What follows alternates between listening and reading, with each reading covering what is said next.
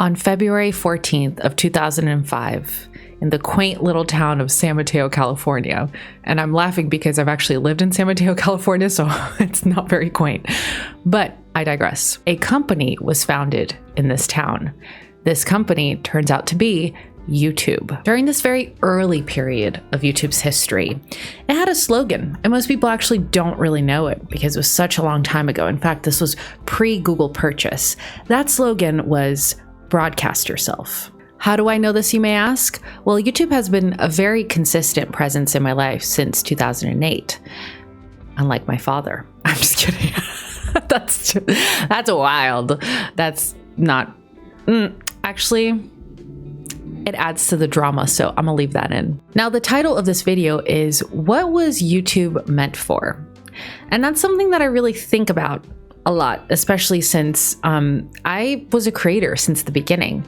I started out making videos under the name Loves All Books, and I talked about mostly one very specific series, which I will not go into, but let's just say that I still love it to this day, and I love the movies. Not so much the books, but I love the movies. Now, if the focus of the site was originally to broadcast oneself, how do you explain all of this? I just trapped these two strangers 100 feet in the air. Offering people here jobs, right? You're saying that. They would have to need to be part of your claims company. of defaming. Be very careful defaming when you don't know the fact. That's right, baby. As soon as that sweet, sweet green paper was injected into the website, everything started changing. But I remember the good old days. You know what? Maybe I don't want to say good old days because there's a lot of bad stuff at the time as well. But a lot of people's careers came out of YouTube. A lot of creativity came out of YouTube. I still think a lot of creativity does stem from YouTube.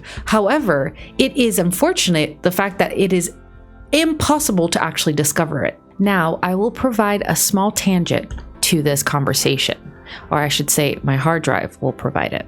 You see, I purchased this hard drive at the beginning of the pandemic when I started my whole journey into this iteration of YouTube, which is my channel called whatever the heck this is.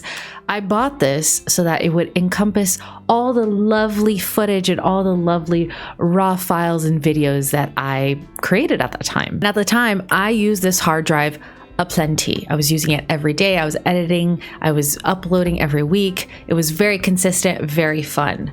But something recently happened today that actually brought about this whole video that I'm making right now, which is I plugged this in since it was the first of the year, and guess what? It went kaput.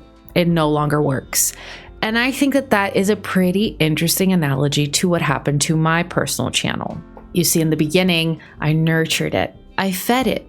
It fed on me a little bit too. It was a little bit of a parasitic relationship. It nurtured me, I nurtured it. It grew. I started growing a community, though small, still very mighty. And I really enjoyed the process. It was a wonderful thing to behold and a wonderful thing to partake in and to witness.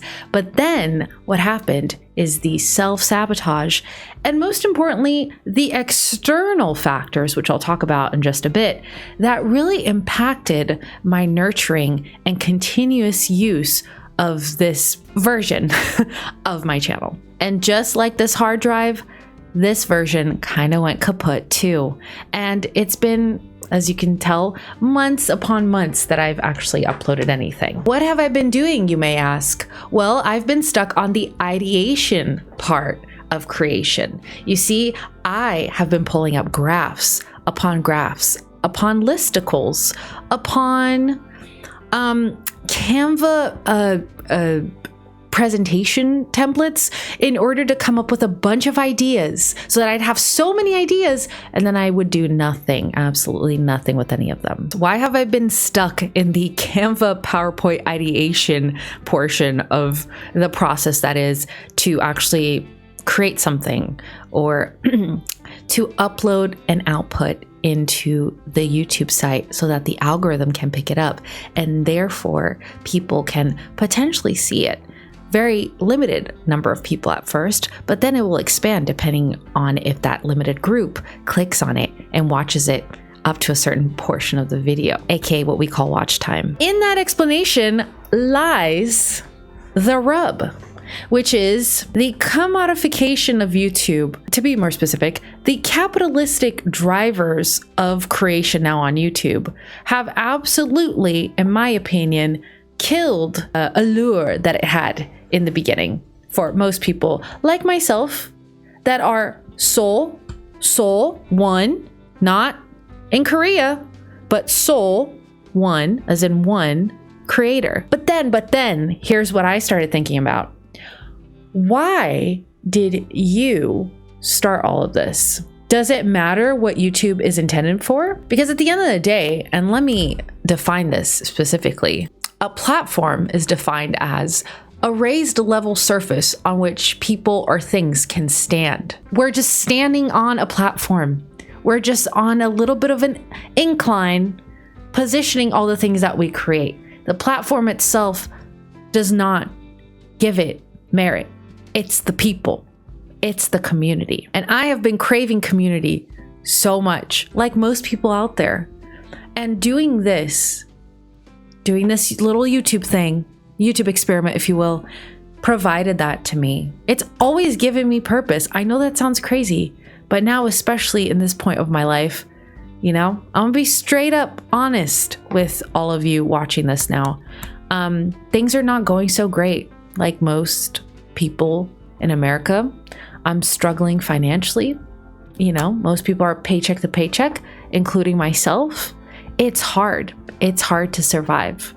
But then at the end of the day, I come back here and I'm uplifted. I have ideas. I want to share. I want to create community. I want to laugh. It's the first of the year, and I've been really thinking about what it means to be here on a platform. And I think for me, it means to let go of the capitalistic tendencies to make the green stuff.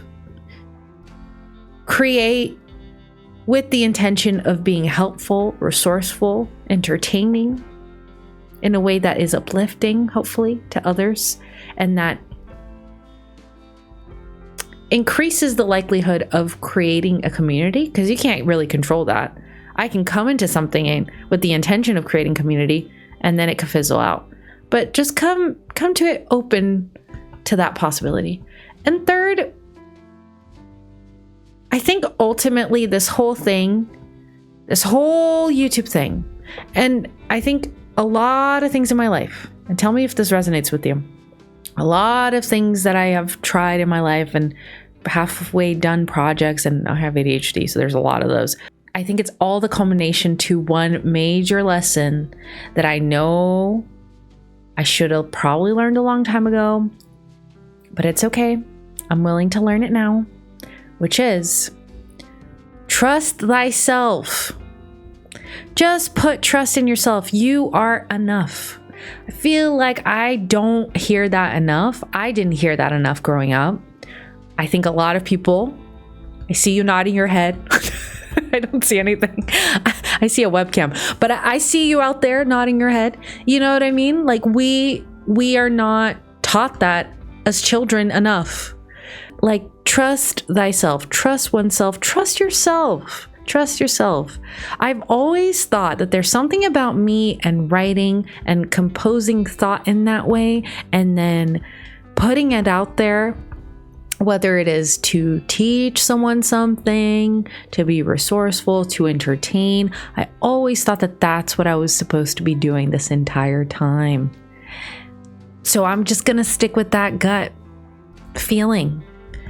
And maybe it's the fact that I just also watched, a lot of people give speeches during Mamdani's,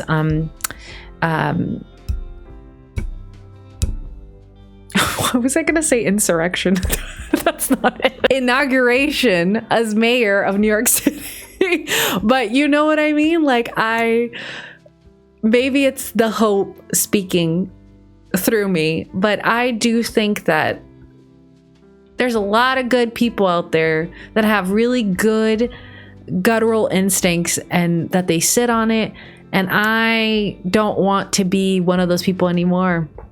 And yes, did I just call myself a good person? Yes, I did. I do think that for the majority, not like everything, I'm not, but for the majority of my time, I try my best to be good. So anyways, I think there's a lot of people that are sitting on those gut impulses, and I will not be one of those in this year of 2026, and let it mark a new change for me, a welcome change for me.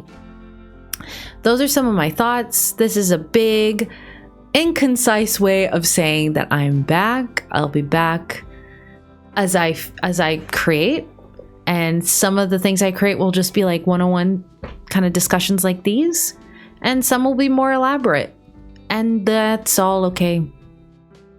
So happy 2026, happy new year. I wish the best for you in a non-parasocial way. And let's get this bread. All right. I'm also going back to streaming, by the way. Bye. And screaming as well.